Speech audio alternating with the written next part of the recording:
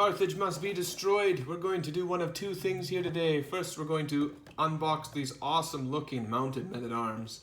These men-at-arms are representing the men-at-arms between 1450 and 1500, as you can see at the bottom of the box there. Of course, these are from Perry Miniatures, and these are a plastic set.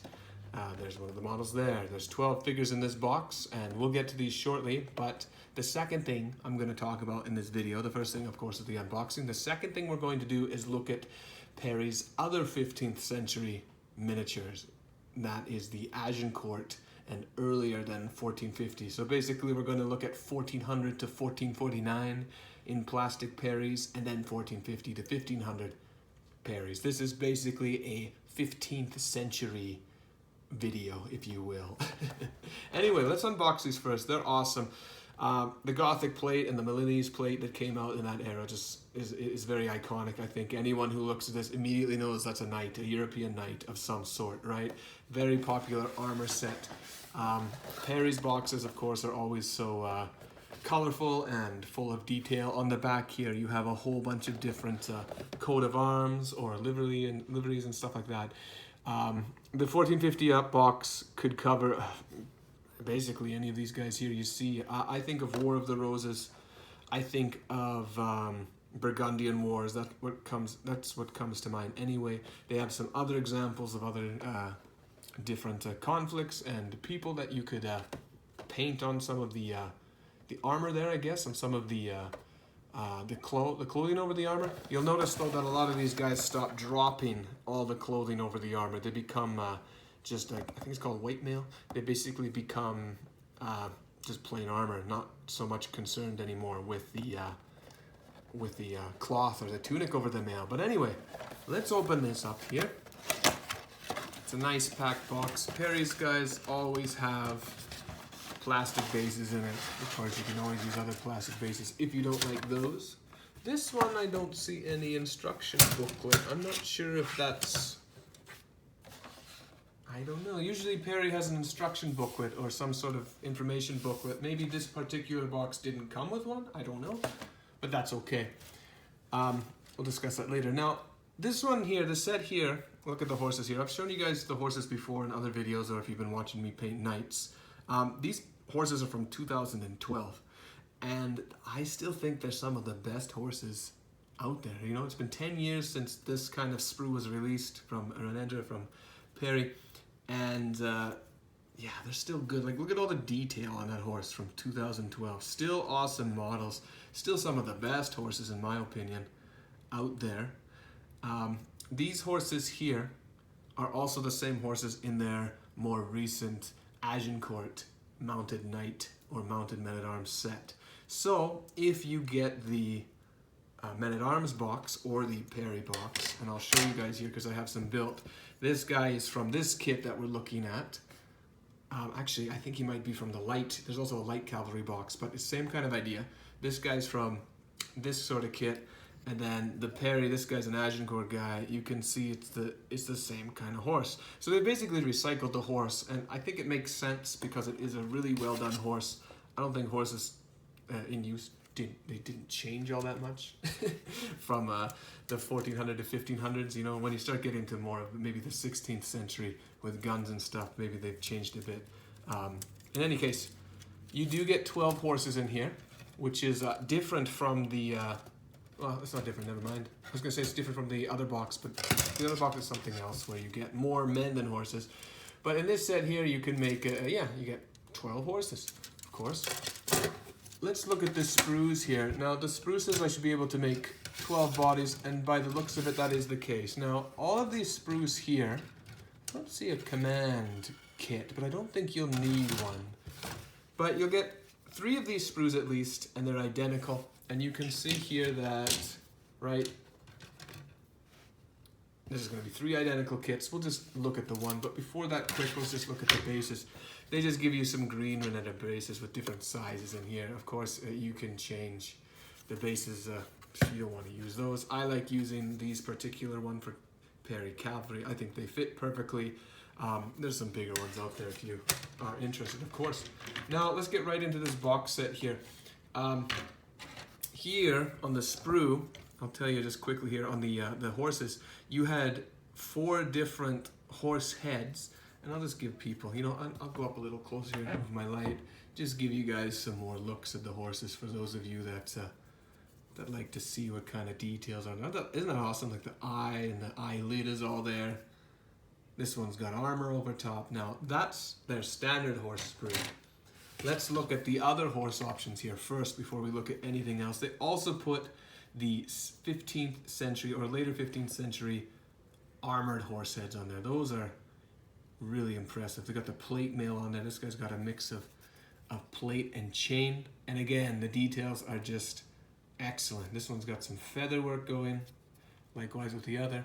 So if you don't like the horses that are on that sprue here, you can choose these. Now, if you're doing men-at-arms, you probably want really heavy armor. Perry also includes here, I think it's, yeah, they include these, I'm just going to call it horse armor because I'm not sure what it is, but they have these armor that you put on the horse, right? So you build your horse together, and then you glue the armor on the sides of that horse, and then you can kind of encase them and give them the armored head down here. They also have, if you don't want the entire horse covered, these plates to go over. I guess it'd be on a horse kind of like there. This one here looks like it's going to be the front, just below the neck, and I think these ones here are going to be around the legs. So if you don't want the entire plate covering the horse like that, you can put on sections, maybe just the front, maybe just, I'm not sure if those are back pieces, I have to put them together. But yeah, they give you all the heavy horse upgrades, which is really cool, I think. Let's look at the bodies here first. Now, these are their older models, and I'll show you guys a comparison after we go through here. You can see here that these ones are indeed older. They have lots of detail, excellent for 2012 when they first came out. I think it's 2012. Yes, it says here on the bottom of the sprue, 2012. These are awesome. Now, they're still good for the era that many people love these. They are, in my opinion, some of the better cavalry for plastics out there for this era. It might be the only ones out there for this era, I believe. But here, of course, you've got the full plate and such like that. The straps and the like, I won't get into too much detail there. You get the different Gothic and Milan plate. They are giving you some armor with the cloth over top, so you can in one box at least do 4 guys if you want to put like heraldry or something over it. But a lot of that stuff wasn't covering the armor anymore, right? It's going to be like bear mail, like that. Now let's look at the heads here. I think that's the next most logical thing here. These heads here, I'll start there. This is looking at the Gothic kind of sallet and the Milan, I guess the Milanese type helmet, right? I'm not sure of the actual words. But look at that. I just love this helmet. These are very iconic. Got different styles here. This guy's got kind of like the half. He's got the top sallet with a visor, and then you've got chain. They even put in, I love this one. This one here with all the little holes in it. So they got all sorts of helmets here. I really love the assortment of helmets in this kit. Just different looks, different styles. They even have some guys here that don't have the full helmet, right? If you want to give a nasty looking noble, he looks kind of ugly and mad. Or if you want a guy with just kind of a basic helmet on, they've got those options. Again, some more other options there. At the bottom, is that missing one? I think it's just a sprue off. And they also give you a guy with a funny hat of the era. I say funny hat, but back then maybe it was normal. So that's that for heads. The lances here, there's 2 options I'm seeing. You can have a couched lance, where you're basically going to look at the armor type, the pauldron, and try and match it up to these kits up here.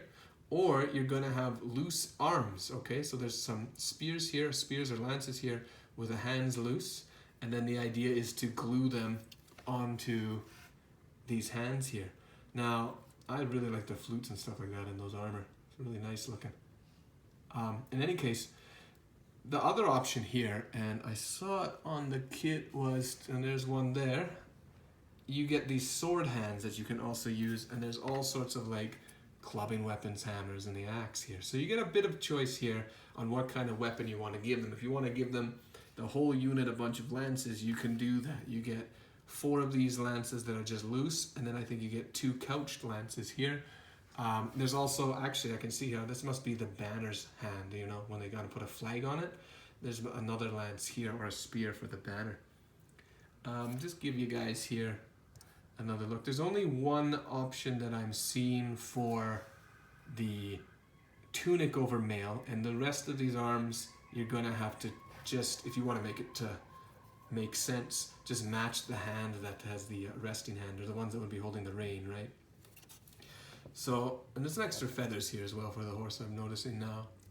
But yeah, awesome kit. It's really awesome for the time. Amazing. It still is one of the preferred and best kits for the 1450 to 1500s out there. I know I have unboxed the Mercenaries on foot. They match this really well.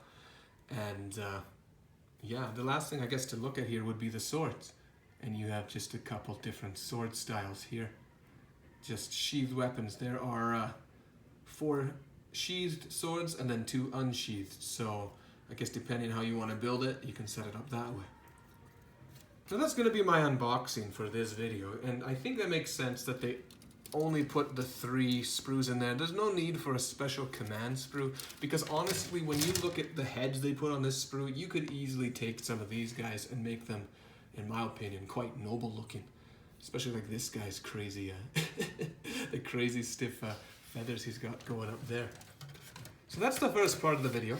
The second part here, and I've been filming uninterrupted, and I don't want to edit too much of this. The second part here that I want to do is show you guys, I already showed you the one lad that was built, and the one that's built actually isn't part of this set. It's part of the light, I think they have a light mount, I don't know the right name, but there's a light mounted kit, and they have the same kind of horse, right? These are the same horses as this set here, but they recycle and reuse them, which is fine. And I put together this guy using the light stuff. Now this guy matches the size on the sprue here, right? This is from the 2012, it's the same era. And if I put it side by side, you can tell, all right, the right one looks a little bigger though, because he's got more pauldron on him, right? But the size is the same. So yeah, that's all good and it matches. Now, there's one thing I immediately noticed when I got the mounted Agincourt box. And I won't be doing an unboxing on that because I got a tatty box that looked really bad, already open. But here you can see it's the same horse, okay? Size-wise, the horse is actually the same. They're different trots, but the horses are the same horses. The modeling has changed though, and I've been told that maybe it's one of the Perry brothers doing the earlier ones, and then the other Perry brothers doing the later mounted lads. I don't know if that's true, but one thing I want to point out right away is that there is a scale difference in the riders, and wow. Yeah, you can see a scale difference big time there, okay? And it's not just because the horses are smaller themselves. The horses, if you put them side by side, I'm gonna try and fit them side by side here. Anyway, the horses are of the same kit. They're exactly the same. I've had them both, and yeah, they're the same thing. The thing that they changed was the rider, and you can see how this Agincourt guy, and this is for all, you know, the knights, the sergeants, whatever's in the box, it is considerably larger and definitely bigger in the upper torso area, right? Now, that's not so bad. Like, it's not a horrible thing that they're that much bigger, but it's not like you're going to really, I think, mix the earlier 15th century with the later stuff. So if you keep the kits separate, it works well, but I just like to point out that the new Agincourt guys are a bit bigger than the older 2012 ones. Now, I'm going to keep looking at this because I have the European box and I built some. If you put the plastic infantrymen next to the plastic cavalrymen from the later part of the 15th century box, they more or less line up very similar. So I think that's good, you know, the horse next to the man and the man are a similar size. Of course, you know, soldiers never have the same kind of height. They vary, but for models, if you like the consistency and the aesthetic, it's good. So that's all fine and dandy. If you take, however, the Perry mounted Agincourt guys and you put them next to the plastics, it fits well enough, I think, but you can definitely tell, I think anyway, that the later and more recently sculpted and produced mounted men are slightly bigger. There's a slight scale creep over top of their plastic infantrymen. Now these are supposed to be from the same era, At a distance, they look fine, and up close, they're honestly so close to each other anyway, it shouldn't be that much of a deal. Now, some people like to get both kits and mix and match. I like to do that too. There is one thing though that I noticed. The older models from 2012, I'll show you here, are a little more squat. The modeling style is different. I'll try and put them base to base here. But yeah, you can definitely see that the scale and sizing has changed. I know this guy might have his legs separate a bit, but it's not so bad, you know? Like if this guy is standing straight and this guy was next to him, they would still work out fine. The heads are different though. Like this guy's head here, I believe they use a ball type of head in a socket, whereas the Agincourt infantrymen here are just flat heads that you have to glue on top of a flatter point. Now it's not that much of a big a deal. Like I think you could easily mix and match the arms and the different weapons and stuff in these kits if you want kind of like an evolutionary set going where you're mixing between something, say like, you know, the earlier 1400s and then you get into later 1400s. You can kind of mix that up, right? So it's not that bad of a difference for the infantry. The big one that I noticed right away though, of course, was, yeah, see, this guy's standing a bit better. For the infantrymen, I'll try and move my finger out of the way. Not that much of a difference in scale and size. I think you could mix and match those kits and get away with it.